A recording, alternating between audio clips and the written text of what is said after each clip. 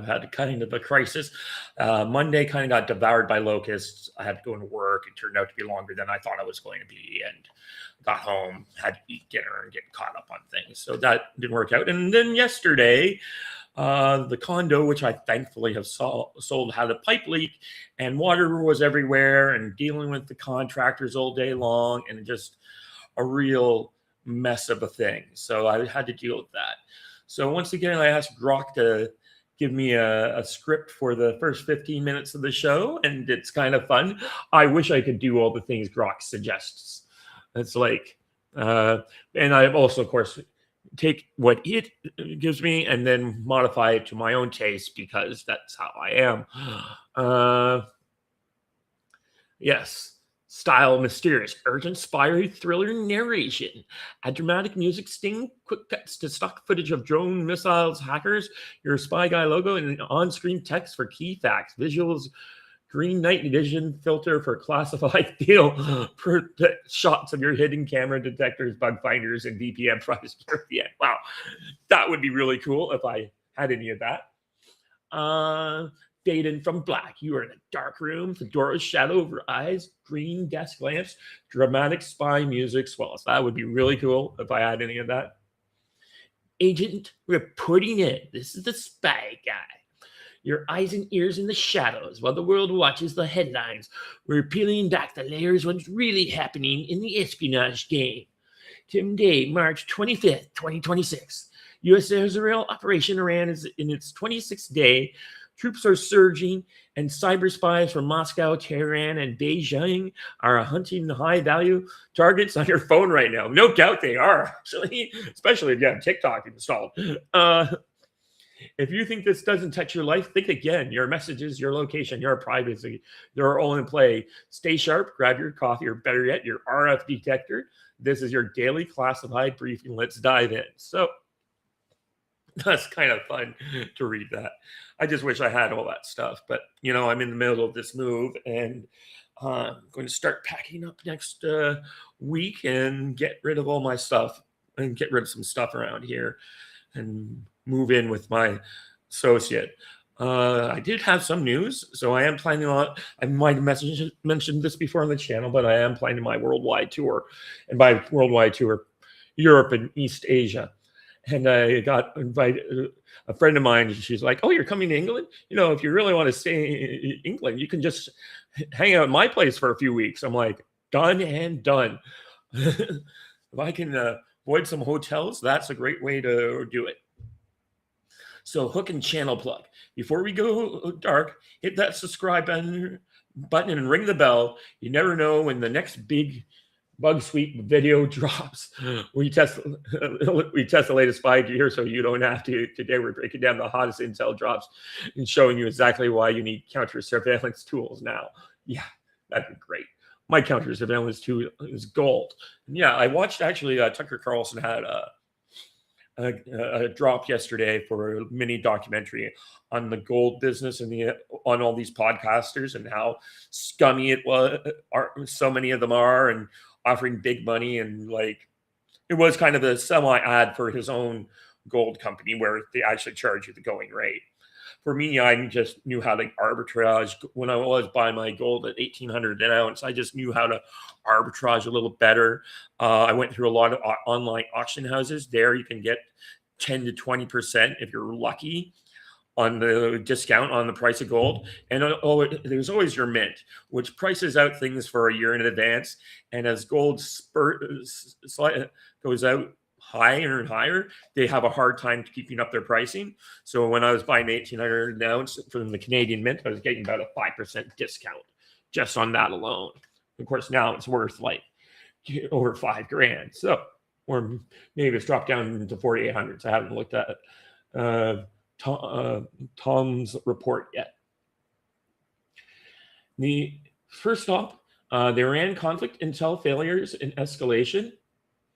Cut to maps, missile footage, troop deploying graphics with classified stamps. Yeah, like I have time for all that.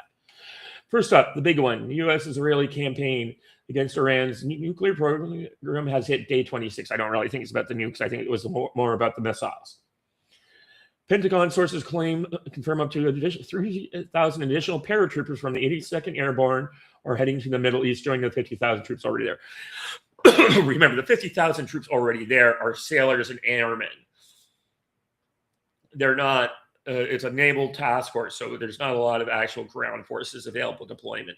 And I was talking to people a couple hours ago or an hour ago about this, and they were like, what is so special about this Ready Brigade what kind of mission are they going to use them for? I'm like, they're choosing the Ready Brigade because it's available. That's why it's always on standby for mobilization. So you can get deployed anywhere in 18 hours. They just want to have troops available on the spot to do something. It's not like they're planning on doing a pair drop like Operation Market Garden. They're probably going to be inserted by helicopter. And certainly the Marines all abandoned all their heavy equipment that would drive across the Marine Commandant got rid of that years ago. So Marines don't operate in the way they do like that anymore. Just going to double check one thing here. Yes, I have the one loyal viewer. So what's coming up next? President Trump says negotiations are underway, but Tehran is laughing it off. Well, I'm not too sure if it's Tehran that's laughing it up. I was watching an interesting video on Monday from Base Camp with Malcolm and Simone, and Malcolm's postulation was it's all gone warlord. So all the people trying to get favor within the Iranian government right now are basically the Iranian central government doesn't control what the IRGC is doing. So lighting off targets, missiles into neighboring territories will get you the most points. And they imagine kind of a boardroom of evil IRGC commanders coming together, and they're like, so what did you do, Stan? Oh, well, I fired off a few missiles into Israel and they got shot down. What did you do, Bob? Oh, yeah, well, I hit this $5 billion hotel in Dubai. Oh, who's going to get more credit at the Evil Inc. that day at the Spectre board table? The guy who's ineffectually hitting Israel, or the one who's actually hitting stuff in Doha?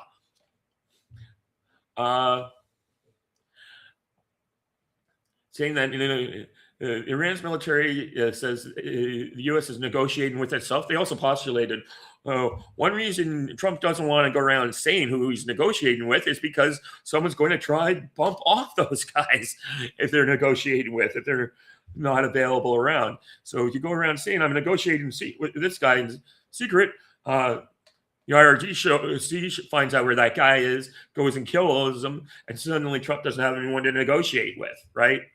So that's kind of what we're seeing as a possibility in there. Yes, if I were back with fresh missile and drone strikes on Israel and Gulf targets overnight. Here's the Spies angle. Agents, Western intelligence appears to have missed that Iran already had advanced ballistic missile capabilities. A Pentagon whistleblower is calling out what he calls the bloodthirst of the operation and claims the leadership is enabling potential war crimes. That is bull crap. We have not seen any of that. That sounds like some Democrat neocon who's against this particular war. Oil prices are spiking. Not really. They're higher than they were. They're in the $100 range, but they're not hitting $150, $200 end of the world stuff like everyone predicted they would in the first week of the war. It was really a lot of my usual sources. I haven't been able to use them because they've just gone so negative on the entire strike. I'm not saying I've been cautiously optimistic from the beginning. This idea that we are going to have that it is so much of this stuff, and I'm just like, look. It's only we're not even 4 weeks in, 26th day. We're just coming up on the 4-week mark, and people are saying it's already a quagmire. It's not a quagmire. It's Vietnam or Afghanistan, both times. This is not that. However, this does make translation global supply lines, shipping, and energy are now spy playgrounds. Well, they always have been. Satellite signals, intelligence, and human assets are working overtime on all sides. This is just a war. It's a full spectrum intelligence showdown. Yeah, it's a 5th generation warfare. And every escalation means more surveillance tech flooding the market, more reason for you to sweep your own space. Wow, Grok's algorithm today gave me a very interesting thing. Which VPN are you sponsoring today, Grok? I only have to say that. Segment 2, screen split, hacker icons, phone screen shots, FBI warnings, tense electronic music. Ooh, I'd actually have to put money into this gig, and I'm not seeing the benefit to that just yet. Though I did have nearly 800 watch hours. I was like, I don't have anywhere near 1,000 subscribers, which I also need, but 800 watch hours is pretty impressive for 30 days when I need 4,000 for the year for monetization. Just now, if I could get some people just to subscribe, that would be great. Now the part that hits you directly, the cyber front is white hot. The FBI and CISA just dropped a major alert. Russian intelligence-linked hackers running mass phishing campaigns targeting Signal, WhatsApp, and other commercial messaging apps. They're going after high-value marks, current and former U.S. officials, military personnel, journalists, and anyone with intel value. Once they own the account, they read your chat, steal your contacts, and pivot to new victims. Those accounts already compromised locally. Well, that's an interesting perspective. I haven't really thought too much about this but I was just saying it's like regular scammers to me, not necessarily that. And a lot of these guys come out of India, like the guy who called me yesterday, and that I picked up. I thought it might be Uber Eats dropping on, having a question on my order, so I picked up, and it was just some guy saying, "Oh, we understand you lost money on your account." I'm like, block. At the same time, Iranian hackers are hitting opponents with Telegram malware and pro-Iran groups just claiming a breach on defense giant Lockheed Martin demanding ransomware. They'll sell the data to U.S. adversaries. Right. And of course, Chinese espionage rings are still active through recent arrests in France and ongoing breaches and telecoms and government networks. Bottom line, agents, state actors are weaponizing the apps we all use daily, your encrypted chats. They're trying to own them. Their end conflict is supercharged. These ops, everyone is hunting for leverage. I don't know. I think almost all the VPNs out there are owned by one intelligence agent or the other. I'd probably get myself a Russian VPN because I don't care if Russia's spying on me. I'd rather not the CIA or CSIS, but whatever. Let me. It's my phone from Rumble to send me 100 freaking notifications.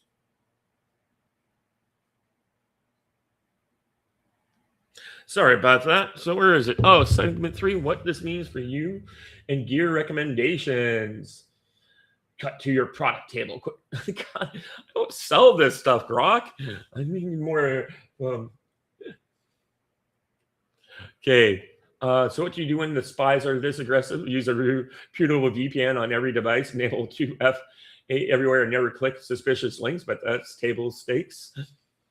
Physical sweeps of hotels, Airbnbs, even your own car. Hidden cameras and mics are cheaper and smaller than ever.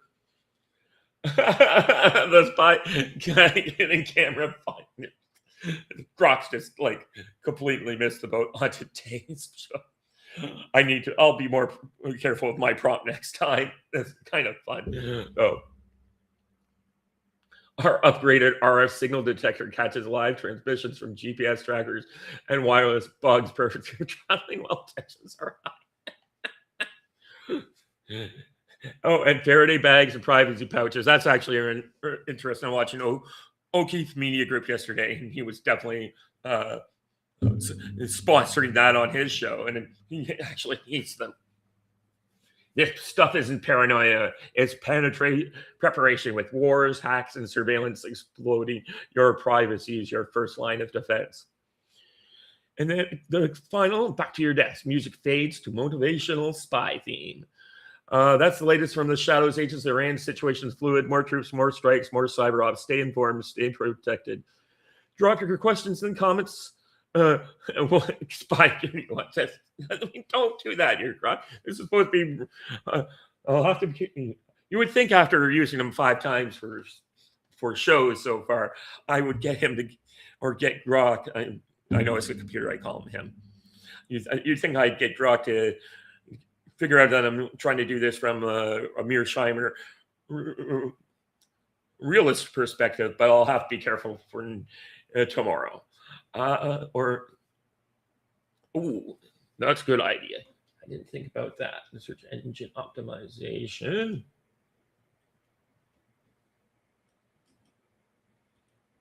I'll definitely be adding those to my SEO later today. Anyways, next up, we're going to do Joaquin Flores was just on Crypto Rich.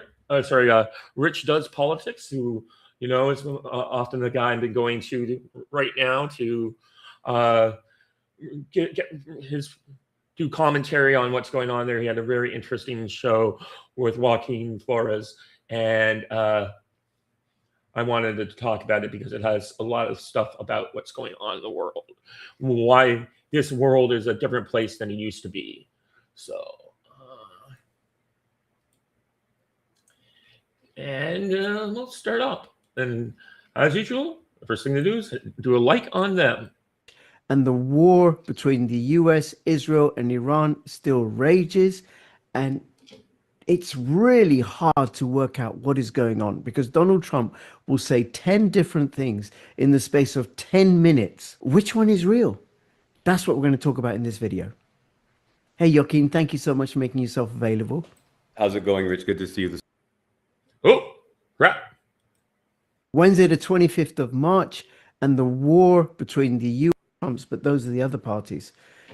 So what's going on, Joaquin? Well, his communications are directed at multiple audiences simultaneously.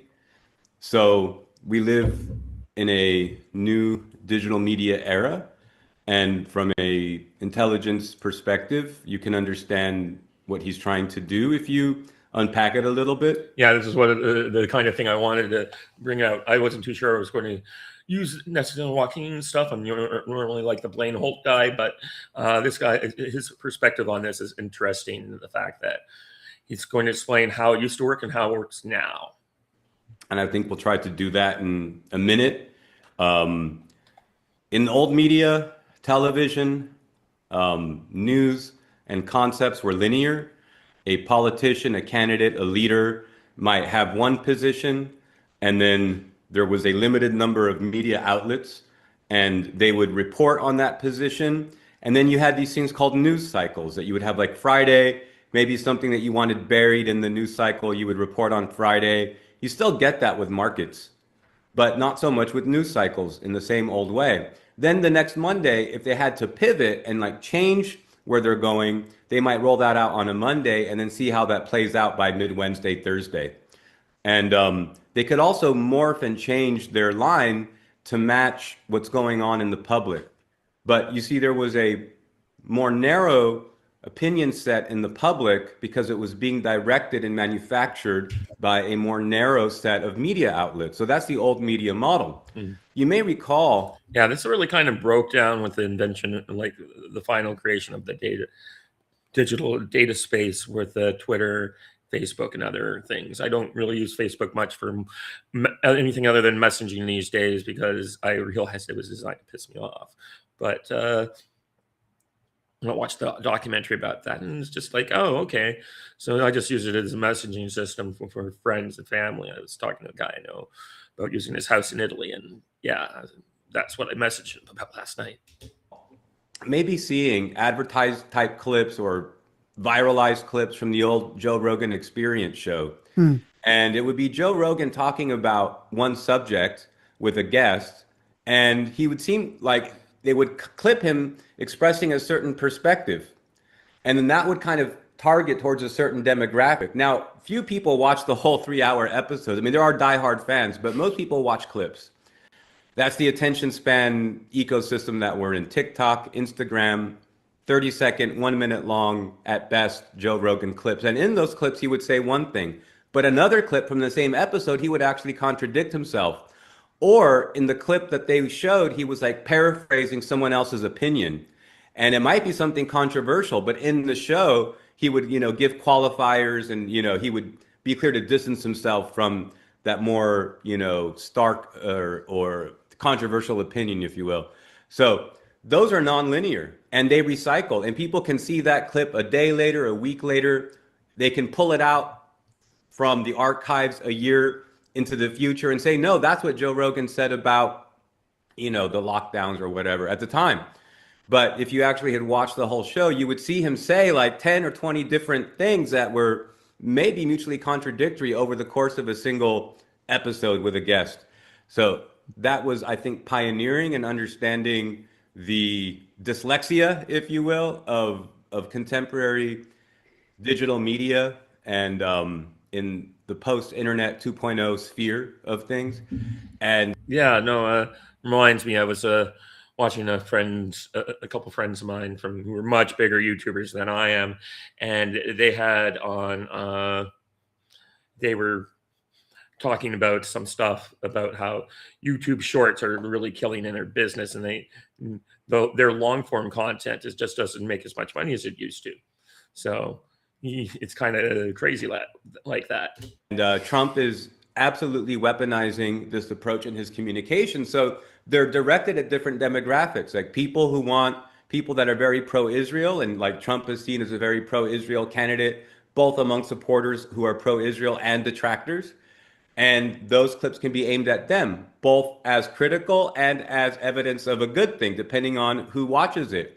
But then you're going to have over here, clips of Trump saying, or focusing on his truth tweet saying, Israel lashed out very angrily, and Israel has no business attacking Iranian energy infrastructure, or Trump saying, I want to end the war, we're talking to the Iranians for peace.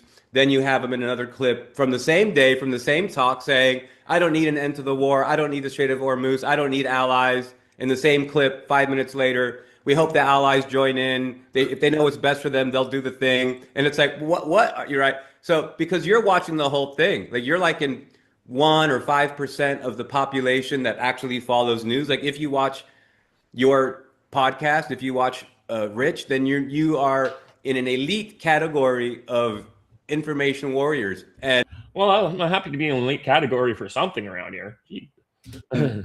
Most people are just watching clips. So you have to also separate yourself and bias that everyone is being as attentive as you are, and people are not. They're actually just consuming 30-second sound bites that are mutually contradictory. And there's a huge influence on markets.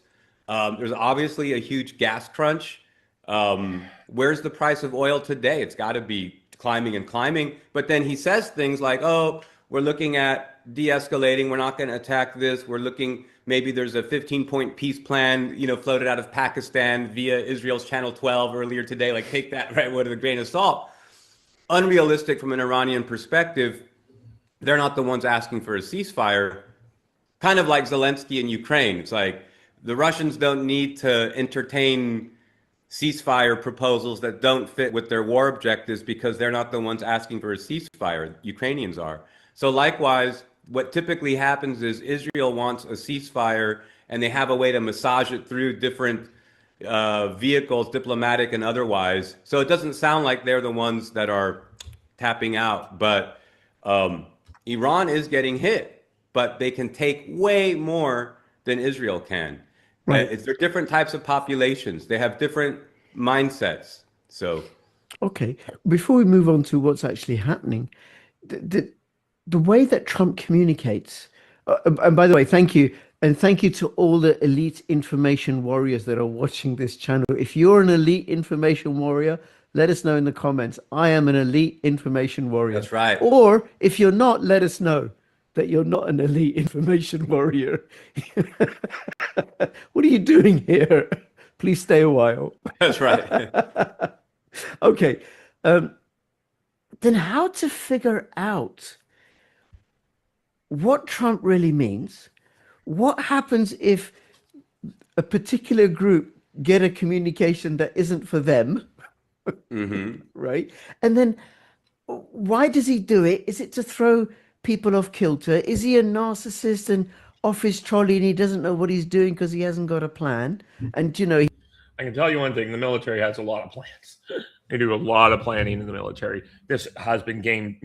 A lot of this has been more gamed out, and all these people are running around telling you there's no plan and crashing out over that is like that's just ridiculous. Like he has a plan. He just bumbled into the presidency second time round against all the opposition and the globalists against him. He just got lucky, right? Which I don't believe for a second. right. Right? Yes. Why does he do this? And Yeah, how do we work out what he really means? It's a very typical liberal criticism of power. And I mean liberal in a paradigmatic sense. I don't even mean left versus right, but in liberal modernity, it is a device of legacy media to flatter the population. Politicians do it too. To flatter people when people in power are doing things that are against their interests or doing things that they don't understand, liberal media says that those people doing it are dumb or that they're stupid. Think about George Bush doing the war in Iraq. People said, oh, well, his stated aims are nation building. And look, it's a failed state. So that was stupid. But if you look at what the aims were in terms of the creating a failed state with regard to another country's geopolitical aims in the region, that country that's north of Egypt and south of Lebanon, that actually made sense to create that instability and then to only focus on securing the oil in the country. So if you believe that the stated aims were to build democracy or stability, then you could say, oh, look, George Bush was stupid. But if you understood that the aims were to support the foreign policy of another country at the cost of American blood and treasure, mind you, I'm not saying that people should support this. It's Machiavellian. It may be evil, but it wasn't stupid. So that is important to separate. And likewise with... And of course, on this channel, we think it's not necessarily even for the benefits of that certain country. We think it's for the benefits of bankers, say London, Wall Street, all these people who basically stir up trouble so that they can have keep their drug, make a place unstable, because wars are a great way to make money from weapons. Wars are great ways to make money from drugs, sex trafficking, all this stuff that happens when you're in a conflict zone because law and order disappears and you have war. Trump, there is a method to his madness, and how to understand what he's saying, right? There are definitely signals and patterns that he uses, and I think it would require a very serious statistical analysis.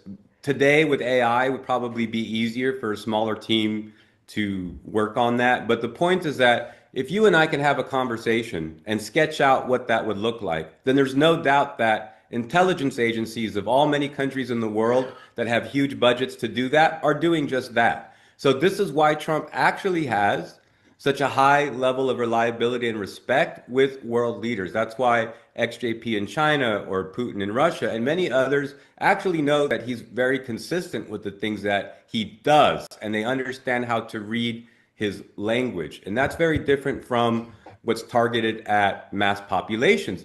Rich, we have, I'm a fan, I'm a supporter that everyone can get smarter. I'm a supporter that everyone can improve their cognitive capacity. But at any given time, right, there is a distribution of cognitive ability in the population. So different messages are aimed at different people at different times to fit that reality. Trump is fundamentally a realist. So he's going to say a lot of things that don't make sense or sound stupid or sound ugly, and at other times sound hilarious or brilliant. So it's just one of those things that you have to actually have a thorough analysis of what the big picture looks like and what the broad geopolitical aims are to understand what Trump's messaging means. You have to work from understanding the world and then understand what is possible. Like if Trump says in 5 years we're going to build a base on Venus, well, then you know he's full of shit because you can't build a base on Venus, right? So you have to actually understand the gravity of the situation. You have to understand why a figure like Trump comes into power in the United States in the first place. Without that analysis, then you're just left with trying to figure out, oh, does he mean it when he says this? And you might get pulled by your emotions. You might get pulled by your underlying sympathies. You might get pulled by your hatred or revulsion of Orange Man bad. Like there's so many things that can mess up understanding what Trump means if you do not have a geopolitical analysis of the moment that we're in. Which is why your Telegram is so useful and important. New Resistance, Yes, New t.me. Resistance Telegram.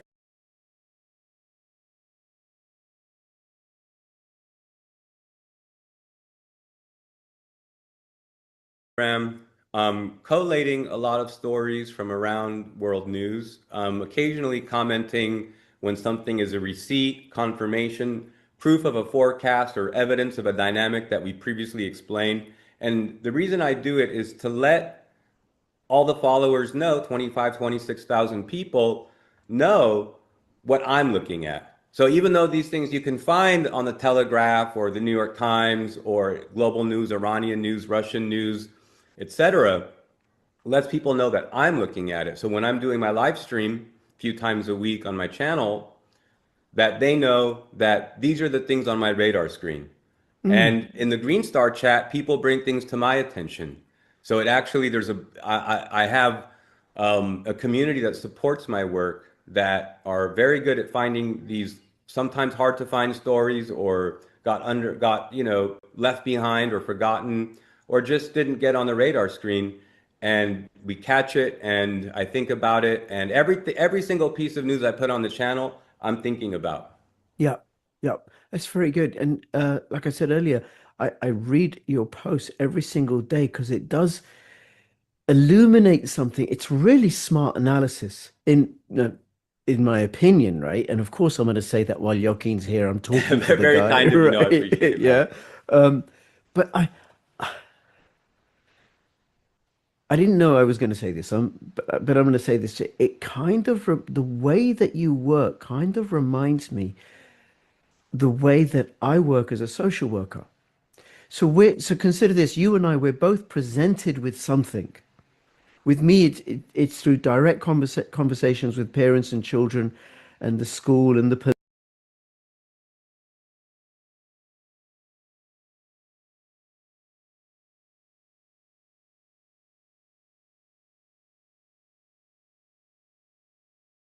police and the GP and health visitors and stuff.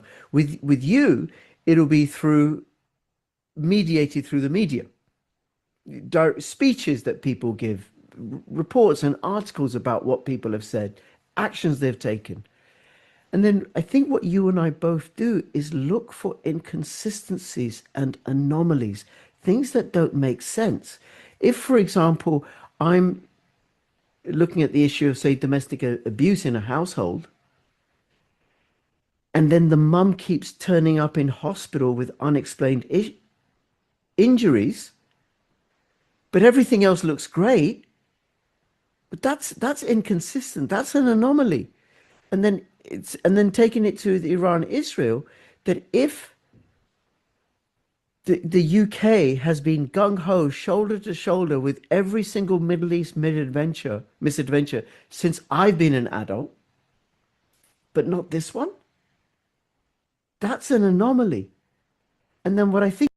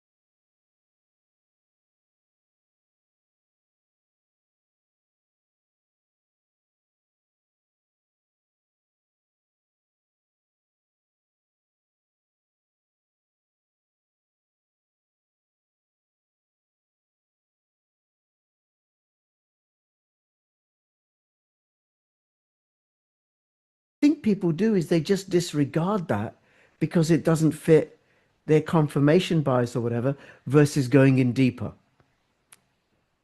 Yes, it's absolutely. And I look for these anomalies. I also look for things like the dog that didn't bark. I look for signs that we should have seen.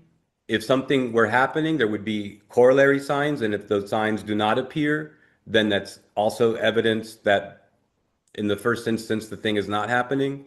So the dog that didn't bark. And I also look for patterns in the affirmative of not simply inconsistencies, but also consistencies, right? So I look for consistencies and patterns. I'm doing, to the extent that a human being can do, relatively large data pattern recognition. And this allows us to understand certain things in the course of things, like oftentimes when Trump is referring to Hamas or Iran or even Hezbollah, he means Netanyahu or he means Israel. The pattern there that correlates has happened. Has happened too many times. You see, it's a statistical matter. This is a very basic Bayesian regression question. This is not one of opinion. This is like if a thing happens followed by actions that can only.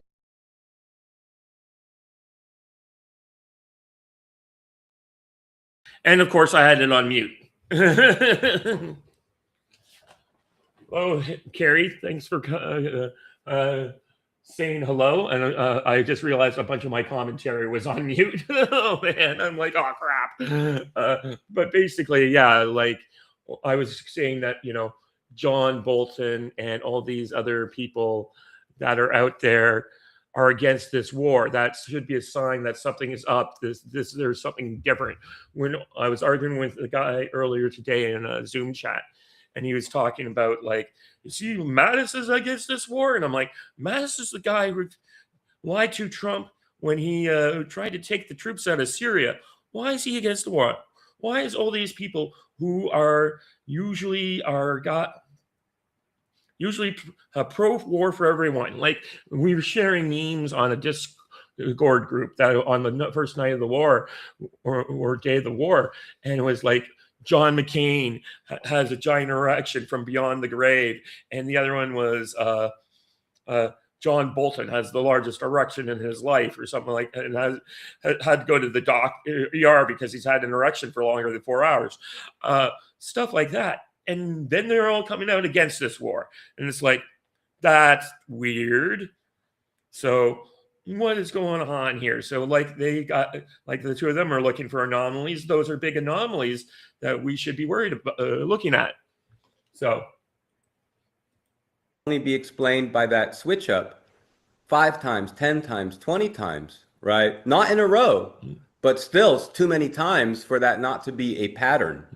Now, I don't quite have the key in terms of when each time it does refer, but it's just happened too many times that in the end it does. So, but larger teams, like professionals working at this, like this is my field, right? But I'm a lone wolf. I'm a public OSINT analyst. I don't have a team. But if I worked for an intelligence organization and I had 5, 10, 20 people that I was working with, and we had, very big rig computers crunching this, we could definitely crack the analysis. The point is that this is why Trump has so much high level of confidence in his consistency among world leaders. So us, the people, like the plebeians, the peons, the proletariat, like we don't catch this. We're just like, what is this crazy, inconsistent messaging? I know people complain my mouth, but it comes with being a lone wolf, believe me. But I can tell you, I don't work for people, so I don't have to be careful what I say. But it does boil down to this, Rich. And when you think about this conflict with Iran, the Iranians have prepared for this for a long time.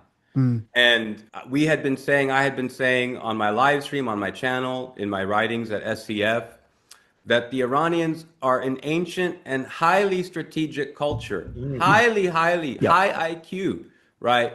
And then it was like I wrote Trump's script. Like he said a week ago, the Iranians are highly strategic. They're very high IQ, very, very smart people. And then we started hearing at the same time a lot of messaging about leadership and, you know, the leadership that they say they have is not the leadership that they actually have. Well, I've been saying that for some time. Yeah, that's a very interesting question. It's like, who's really running the show in Iran?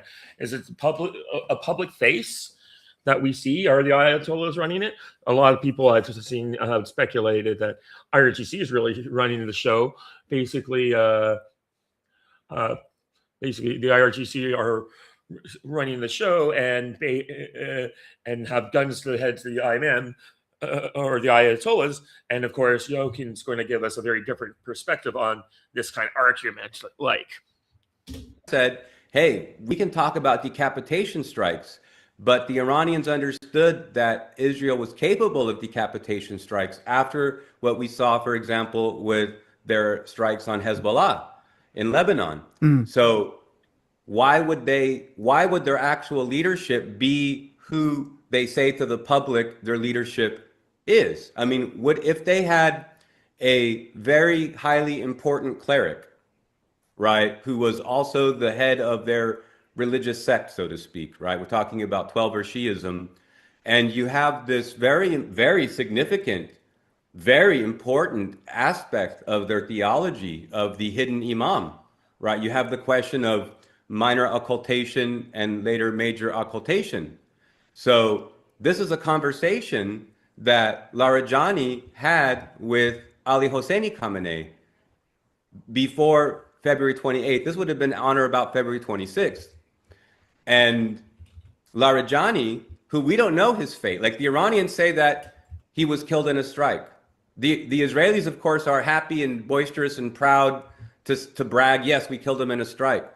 From a journalistic perspective, there is no evidence that anyone was killed in any strikes, just to be clear. Now, I'm not saying they weren't. I'm saying from a journalistic perspective, we only have the claims from governments that both have an interest in saying that this happened, albeit different reasons, but they both have a skin in game. There's a strategic reason why they would say this happened. For the Israelis, it may be more obvious. For the Iranians, I think people can understand that if everyone thinks you're dead, then people are not trying to kill you. Yeah.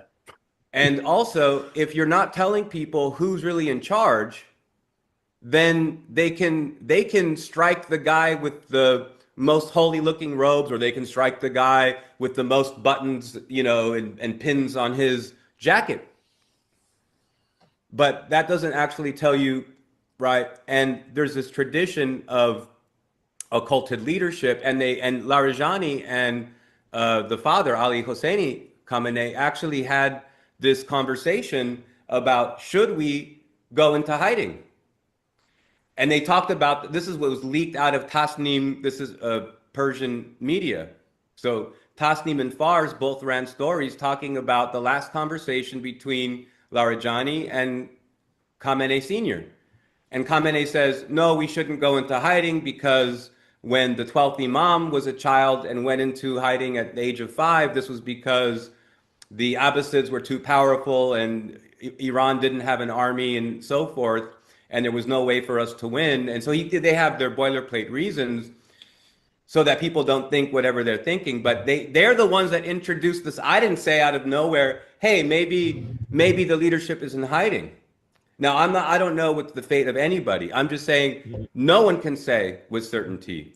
Yeah. And the Iranians are highly strategic, and deception is an art of war. And the first casualty in war is the truth. Yes. So, you know, when we take all these things, we just have to understand, where is Bibi? You know, where is Bibi? All of these videos that... Yeah, where is Bibi? Like, we had some people report... He's going to get into it, but yeah, like, where's Bibi? Where's the Iranian government? They're dead. Maybe they're all off to someplace and negotiating somewhere. Who knows? We've seen have some discrepancy, some problem with it, and it doesn't make any sense. It's some type of operation for sure, because the people putting it out are part of Israel's intelligence structure, right? But Rich, over the past summer, the CIS group of retired Israeli intelligence chief, every single past head of Mossad and Shin Bet issued a statement saying that Netanyahu is an extremist that is leading Israel towards destruction and needs to be marginalized immediately. This was a statement they put on video. I have it on my channel, right? This was just 6 months ago. Yes. And we all know how good the 51, how credible the intelligence officials are, especially after the 51 who said it was Hunter Biden laptop was disinformation. So I'm not saying they're not wrong about Bibi being a dangerous fringe character. I think there's plenty of evidence to support that, but just remember who we're talking about here. Heads of intelligence agencies are definitely not to be trusted. Right. It was the Mossad that said when Netanyahu wanted to use the Mossad to assassinate the Hamas negotiators in Qatar, they told him no. Like, that's ridiculous. So then, as commander-in-chief, Bibi ordered the IAF to strike Qatar. Then, when Netanyahu visited Trump, Trump forced Netanyahu to get on the phone. Trump handed him the phone. This is all recorded. Yeah. This is all on video. We have it all on the New Resistance channel. Trump hands Netanyahu the phone, forces Netanyahu to call the Al-Thanis and apologize personally. So this is the inner game that's going on. So we have to, again. And then yet somehow Bibi's controlling Trump. Like, if Trump could force him to call up the guy and apologize, but Bibi says manipulated Trump into war. Maybe he manipulated. That could be a cause, but there's definitely not this one. Bibi is definitely not always in the driver's seat, as we clearly see on where we have the video receipts to show that. We can't jump to conclusions, right? But there are certainly very large claims being made out there by many different people that are maybe very intelligent conclusions based upon those premises, but we have no evidence that those premises are correct. Okay. I mean, that is just absolutely fascinating. And I think it's accurate because people are duplicitous naturally, at a small scale. Why wouldn't they be duplicitous at a much larger scale when there's more people engaged in a particular project and when there's more at stake? This is life and death. There's too much at stake. There's way too much at stake. Yeah. And everybody's a liar. Listen, Rich, you're sitting in a park. Maybe your kids are 10 or 20 years younger than they are now. You're sitting in a park, right? And they're playing over here.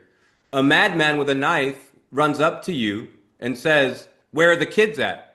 You're unable to fight for whatever reason. You're going to say that way. So you've just lied, right? You've just lied, right? So now that we've crossed that obstacle, now that we understand who everybody is when it comes to existential crises, this is not a moral condemnation of Trump, of the Israelis or the Iranians for lying about who's dead and who's alive, right? This is geostrategy. This is how life is. This is what people do. How life is, right? Yeah. So who knows what's going on with Bibi? Who knows what's going on with the Iranians? There are so many strange messages coming out that syntactically, grammatically, logically don't make sense from Trump if taken at face value, saying things like Iran is dead. That doesn't even make sense.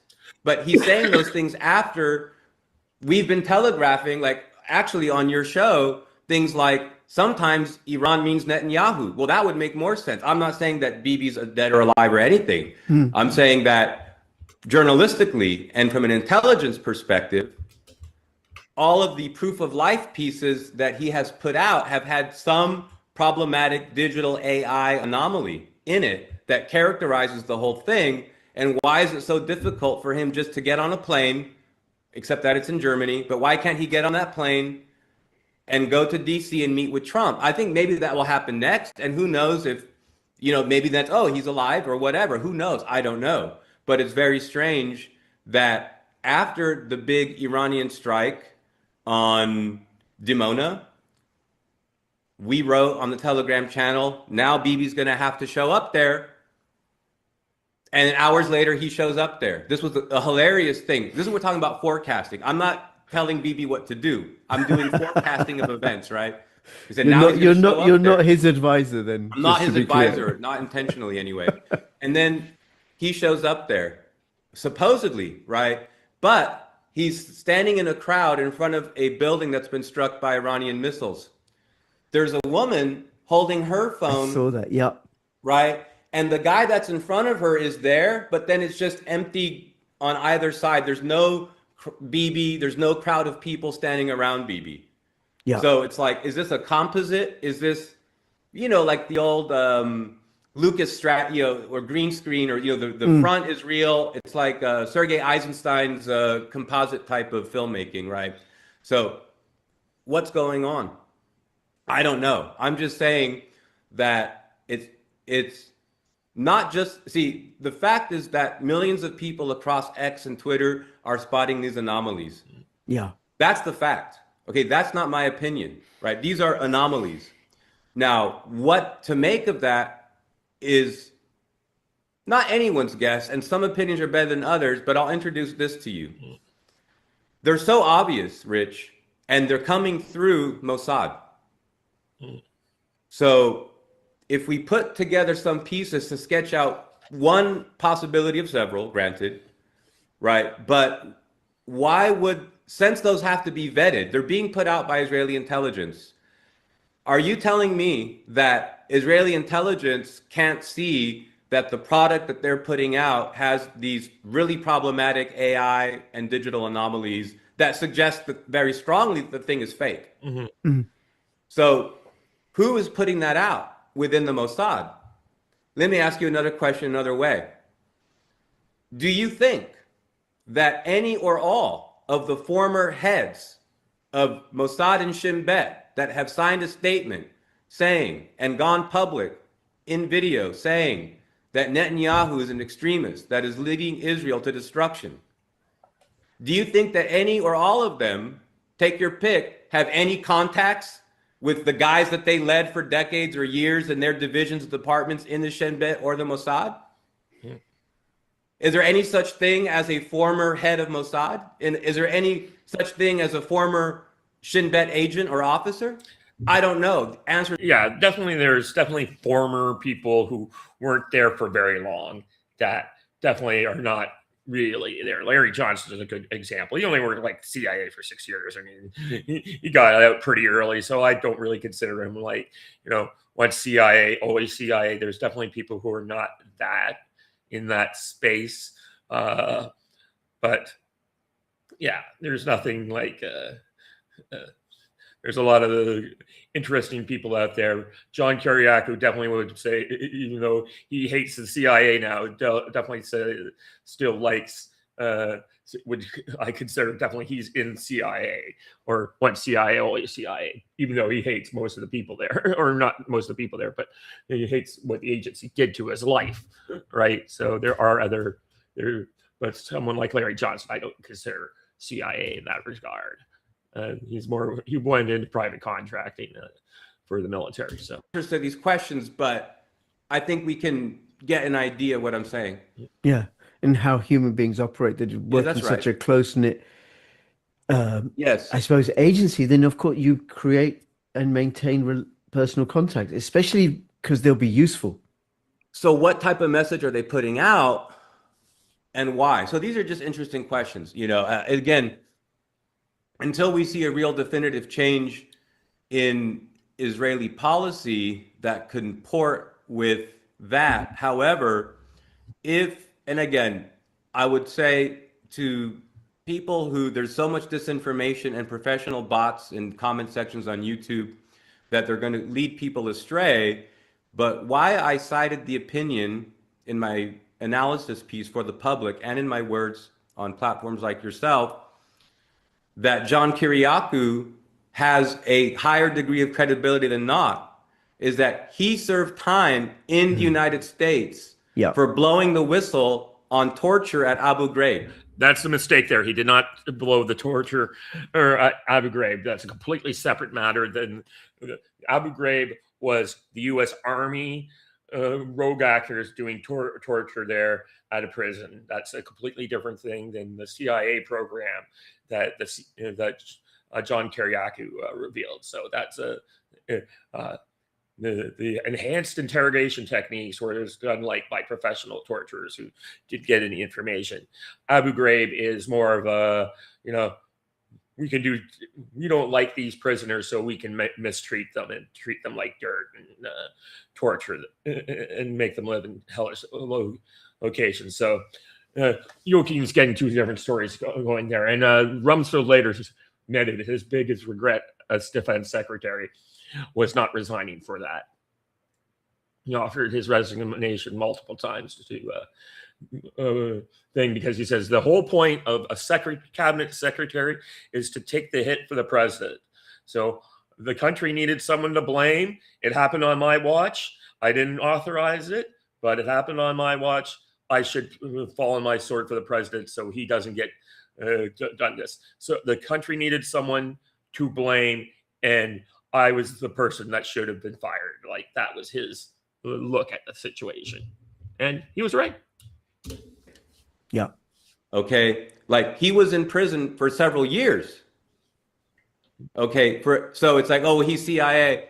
Well, people love to play this game of like, well, the CIA officers that say the shit that I like are the good ones or whatever. It's like, no.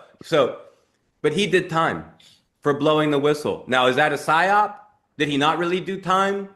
Was it a fake trial? Was it just the New York Times? Because the CIA writes the stories in the New York Times, which is also true. And he was just on vacation or in Thailand or whatever. Like, that's also possible, dude. Yes. Anything is possible. Yeah, anything is possible. But that going down that kind of line of reasoning is just going to make your head explode. You're getting into Whitney Webb territory. So getting lost in the wilderness of mirrors. Sometimes things are just should be obvious until proven otherwise. But he said that Netanyahu threatened Trump, that this was nuclear blackmail. You understand? So just think about that. Would, by the legal definition, this is not my opinion, right? This is a fairly universal consensus view. I don't know where I stand with it, but it is not uncommon to find the opinion that Netanyahu is a war criminal. There is a international court whose jurisdiction I don't believe is credible, first of all, but they think that he is. But there's too many problems with that. There's too many problems with a lot of these layers, Rich. But if Kiriakou's claims are correct, and similar, we're hearing from Kent, is it possible that Netanyahu threatened Trump with using Israel's nuclear arsenal if such things as nukes exist? Okay, now they kind of get out into the wilderness here, so I'm going to cut it off a little early on here because they start getting into some metaphysical stuff about whether this exists, whether we exist, whether we're all AIs or not. It just kind of goes down from there. So, yeah. That was that show. So thanks for the two people who stepped on by, one of them being Carrie, it looks like, and for watching today. Every little bit helps. Like I said, I have something like 800 watch hours. So from the last month. So I need 4,000 for the year. So I appreciate everyone who comes in here and helps this. And I'm probably going to do another podcast. My most watched podcast last week was the one with Owen. We had, at last time I checked, over 100 views, and that was the one on Christian Zionism. It was a very interesting take from first the theological side of things, though I don't think we'll be doing too many more shows just based on theology. That was just kind of a one-off, but we'll get into more MAGA news of the world type issues and me trying to prevent him from doom pilling into the ends of the earth with his worries about, the coming civil war in the United States. I do think it's possible, but I think it's more likely to happen in the United Kingdom, even though I'm going there to see it. So in a few months. Anyways, Yeah, that's for me. That's it for me today at El Command Supremo. And if you want to see more of this, like, share, and subscribe. I have to go and take care of some stuff right now, but I appreciate everyone coming by, and please leave a comment, put a like on the video, just help me out, get this thing going. My friend who lives in England, she was like, I remember watching Shazam with live watching on the early days of my channel with one guy watching it with me, and now she has two channels. One's 135,000 and the other is 66. So that's pretty good. Thanks for stopping on by. Like, share, and subscribe.